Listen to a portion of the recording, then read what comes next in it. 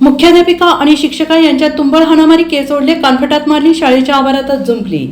मध्य प्रदेशमधील खरगोणमधील एकलव्य आदर्श आवासीय विद्यालय येथे मुख्याध्यापक आणि ग्रंथालयात काम करणाऱ्या महिला शिक्षिका यांच्यात भांडणं झाल्याची घटना घडलेली आहे। या घटनेचा व्हिडिओ देखील सोशल मीडियावर मोठ्या प्रमाणात व्हायरल होतो आहे। मुख्याध्यापिका आणि ग्रंथपाल हे दोघी एकमेकांना हाणामारी करताना दिसत आहेत। शाळेच्या परिसरातच झालेल्या हाणामारीमुळे खळबळ उडालेली आहे। संबंधित अधिकाऱ्यांनी या घटनेची दखल घेतलेली असून दोघांनाही त्यांच्या पदावरून काढून टाकण्यात आलेला आहे। सदर घटनेचा व्हिडिओ सोशल मीडियावर व्हायरल होतो आहे, ज्यामध्ये मुख्याध्यापिका प्रवीण दहिया आणि ग्रंथालयात काम करणाऱ्या महिला शिक्षिका मधुराणी यांच्यात जोरदार भांडण सुरू असल्याचं स्पष्टपणे दिसून येतंय।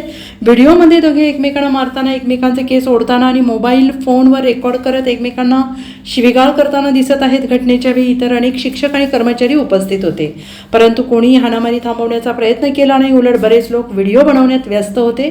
अखेर एका महिला कर्मचाऱ्याने मध्यस्थी केली आहे। Bureau report, SBN Marathi, Madhya Pradesh.